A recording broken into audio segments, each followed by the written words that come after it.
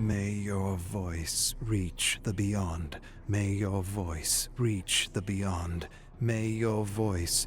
Adiris speaks this line until it becomes a single word, babbled in harmony with her fellow emissaries in faith. May your voice breathe the beyond. May your voice breathe the beyond. 13 women stand in a circle around a stone altar. Adiris's chant falters as time passes, her raw throat the only indication she contributes. Each enunciation, agony. She's nearly forgotten the naked man writhing face down on the altar, leather straps binding him. The high priest Haban raises a hand. Adiris, along with each of the emissaries, stops, bows her head.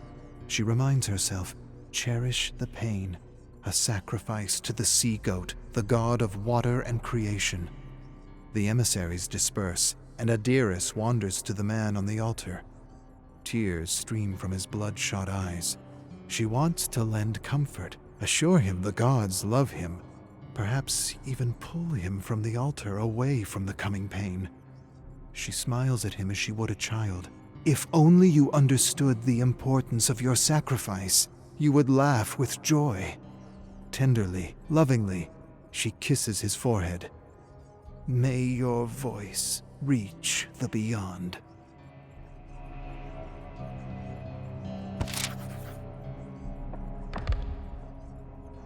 The invocist comes forward.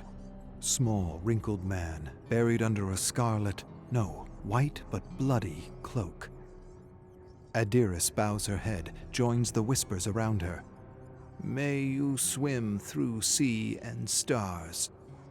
The invocist stands over the man bound to the altar, nods, pulls the sleeve back, reveals a spear gripped in hand, raises the weapon, and plunges. The tip pierces the bound man's lower back. He arches upwards and screams, shakes, convulses, lower body remaining immobile, bladder emptying onto the altar. The invocist hefts his leg onto the stone slab, pushes the spear until... a gruesome snap, shrieking, howling, pleading, something beyond that, indescribable. A vertebrae bursts from the gaping wound, blood gushes. Bile rises in Adiris's throat as she turns away to stop herself from retching. Her fellow emissaries look upwards. Praise, glory to the gods! Nothing is heard over the screams of the man. His voice will surely reach the beyond. Adiris composes herself, recites sacred text in her mind. The plans of the gods shall not be questioned, for they know beauty the human eye cannot perceive. The plans of the gods shall not be questioned, for they know... Trust in them, Adiris. Trust in them. She relents to her faith, joining the others to celebrate, but notices Haban. He covers his face too late, and she sees it. A tear spilling from his eye. A face that seems heartbroken. Adiris splashes water over the altar and scrubs. Red circle swirling, bright. Like the sun the day she was left at the temple door.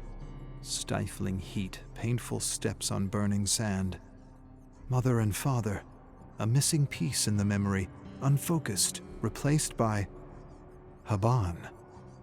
A crowd of imposing high priests, and only he peers warmly. She cries, so he lifts her, removes his hood. In the courtyard, he lets her touch the statues of the gods. Rishon, keeper of the stars, Ortares, sentry of the desert, Atil Alara, mother of humanity, deities who would watch over and protect her. Haban becomes teacher, father. He tells of their religion, formed by exiles who believed other faiths had become corrupted by politics. They brought new insights to the afterlife and unified all gods beneath the great creator, the sea-goat. She finds guidance in his teachings, meaning in servitude, comfort in knowing suffering is love. She may shudder at connecting compassion to bloody sacrifice, but she works continually to overcome her doubts. Yet over the years, as her faith grows, Haban changes in a different way. She sees heaviness in his walk, hears his voice trail off when he reads the sacred texts. While he once stood energized by generous sacrifices to the gods, today he shows anguish. What darkness could snuff the desert sun? Adiris sits in the courtyard, Haban seated across from her. Eyes are fixed on a game board between them. She rolls a wooden die, moves a black disc over the board's squares, lands on Haban's piece, places it to the side. No reaction from Haban. Adiris looks to him, sweet expression of concern. A joyous sacrifice this morning, would you say? The gods rejoice, praise be. Haban hardly lifts an eye. Praise be. A cool breeze, birds chirp unseen. Haban seems to scan the courtyard. Upon seeing no other occupants, looks Adiris in the eyes. He was a good man, a friend, and the world is darker without. Adiris wonders if she's being tested. She knows what to say, interrupts him with a line that's been delivered to her thousands of times before. It was commanded by the gods. He swims in the wake of the sea-goat now. Haban turns his attention to the game board, flicks away Adiris's disc and positions his at the end. It seems I have won, as was commanded by the gods. Adiris pushes her chair back, objecting. Haban sweeps the board off the table. I shall write the rules of anew. I shall include decrees, punishment, theft, and sacrifice. And should anyone object, I shall preach those momentous words. It was commanded by the bloody sea-goat and his damned gods. Adiris shakes her head, the shock of words she never thought she'd hear rattling painfully in her mind. This is blasphemy. Deep bags under Haban's eyes seem to swell. Yes, the truth often is. The day of virtue arrives. A monthly ceremony to purify the congregation of dire sins. A bell tolls. Adiris and the rest of the temple's crowd drop to their knees. Forehead touches cold stone. She peeks up, sees the Maiden Gaurd arrive, stepping through the crowd, guided by faith to seek out sinners. She waits, counts the scratches in the floor until a scream, a woman pleads, and coughing, choking. Adiris looks up, sees a commoner dragged from the temple by her throat. She hardly notices two olive-brown feet step in front of her. Rise, rise. Adiris shrinks under the maiden's gaze, notices the hint of ripened dates from her open mouth. Under the eyes of the sea-goat, speak of the evil you have witnessed. Deliver us thieves, adulterers, and blasphemers, so we may purge them. Shoulders stiffen.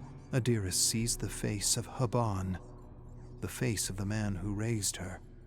She hears his gentle voice, and the agitated voice of a blasphemer.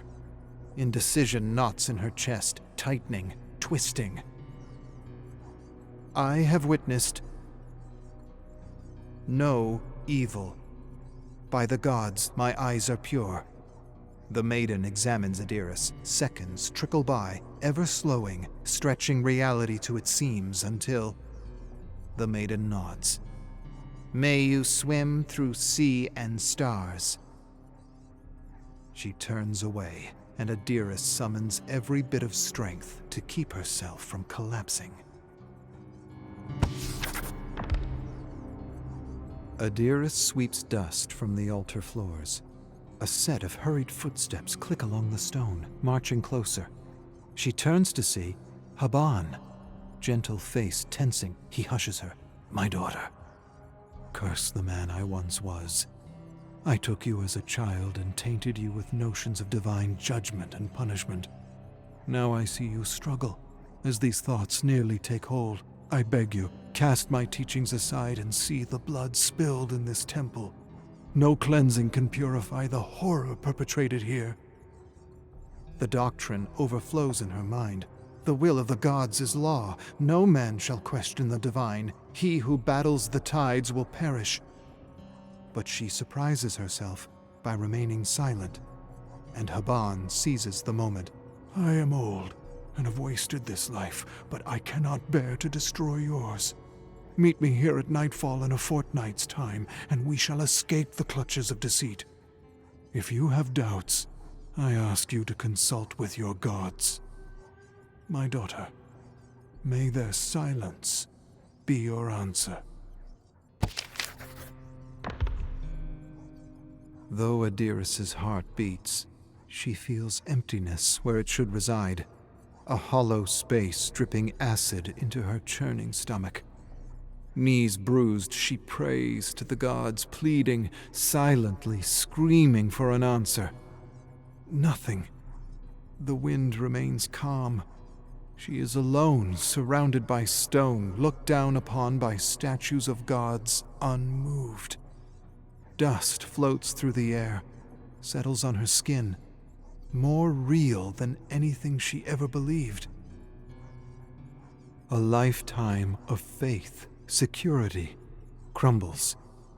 She feels unsteady, the only certainty in her mind that she must leave this place. She rises to her feet, turns her back to the temple. Only then, a whisper. The hushed chitter in her head is unclear, inarticulate words passed through a forked tongue, but she feels it, understands a remarkable truth. She will never be alone. Ever.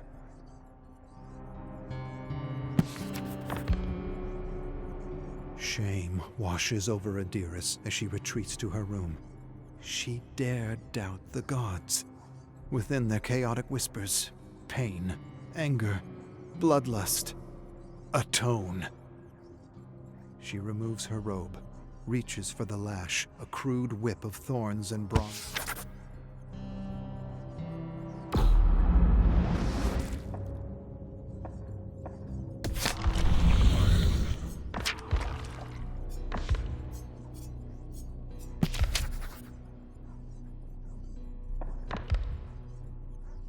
Shame washes over Adiris as she retreats to her room. She dared doubt the gods. Within their chaotic whispers, pain, anger, bloodlust, atone.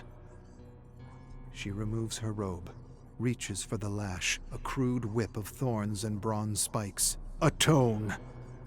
She swings with great force. Spikes pierce her back, hooking into flesh as she pulls away. Through gritted teeth, she screams, keeping the sound in the base of her throat so no one can hear. Atone! She swings, droplets of blood sprinkling to the floor, spasms of pain as skin tears off, hanging on pale threads, braces herself and whips again, till the crimson pools. Atone! How much blood is enough?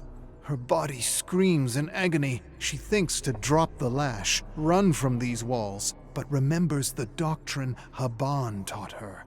Suffering is the heart of love. She tightens her grip and swings again. Sweat weeps from Adiris's pores onto her bedsheets. Thick scabs tear from her flesh as she shifts. With great effort, she lifts her head, looking to the sound behind her.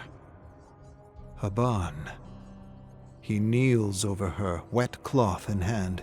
She's too feeble to speak, but the whisper does it for her, hissing, thrashing, communicating a hurried feeling in her mind. Blasphemer. He washes the blood from her back, bringing his mouth to her ear. Is this the doing of the Maiden Gaurd? What has their blind faith wrought? She slips between consciousness as the blasphemer takes her hand. I have failed you, my daughter, but no more. Have strength. and we shall soon escape.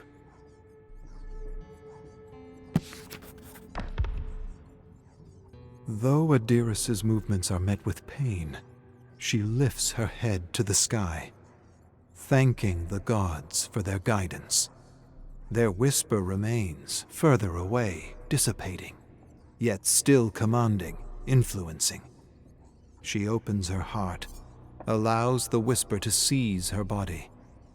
She strides to the quarters of the Maiden's Guard and takes a uniform, confident no one will discover the violation, knowing the gods are on her side. A censer of sweet frankincense sits atop a table, compelling her to it. She allows her hands to move as they will, filling the censer with oil and glowing embers. She does not question the will of the gods, knowing all threads shall be woven and someday the tapestry complete. Trust in them, Adiris. She steps into the moonlight. Nightfall. Smoke dances around her body. Bare feet carry her along a stone path to the mouth of the temple. As she peers inside, she sees through the shadows to the slight, shivering figure of the high priest, Haban, the mentor, the father, the blasphemer. May his voice reach the beyond.